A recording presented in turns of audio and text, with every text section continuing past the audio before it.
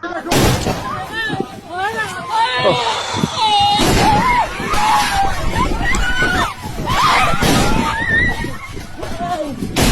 में देहरादून की आईएसबीटी पर एक ऐसी सच्चाई का पर्दा उठाने वाला हूं जिसे सुनकर आपका दिल दहल जाएगा।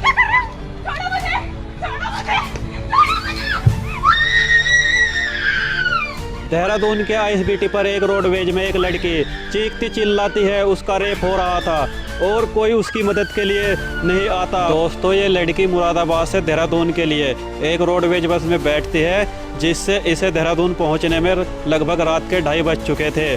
उस वक्त ये लड़की बस में सोई हुई थी और सभी सवारी बस से उतर चुकी थी।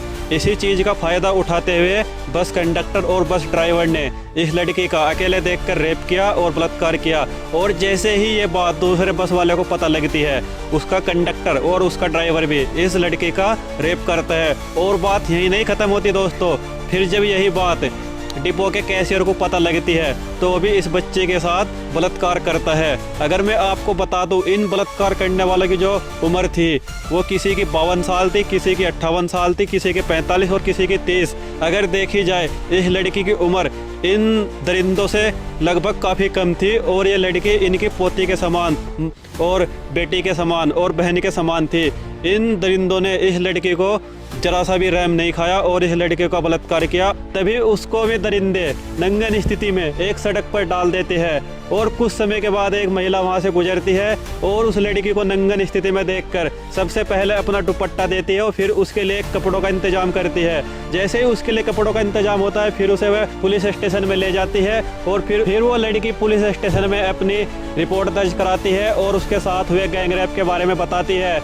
यह बात सुनते ही पुलिस की आंखों में आंसू आ जाते हैं और पुलिस एकदम से कार्रवाई शुरू कर देती है। अभी तक भी दरिंदे पुलिस की गिरफ्त में नहीं आए, फिर भी ये दरिंदे खुले घूम रहे हैं और पुलिस के हाथ नहीं आए हैं। अगर उत्तराखंड जैसे राज्य में ऐसे काम हो रहे हैं तो मेरे भाई और राज्य में तो होना लाजमी है, क्योंकि उत्तराखंड को 4 धामों का राज्य माना जाता है, क्योंकि यहाँ पर भोले शंकर जी का निवास होता है, इसे भोले शंकर जी की नगरी भी माना जाता है। इससे ये साबित होता है जो कल तक नेता लोग ये बोलते थे बेटी बचाओ बेटी पढ़ाओ, उन पे आज रेप करने वालों पर लगाम नहीं लग रही है। रेप की संख्या बढ़ती जा रही है।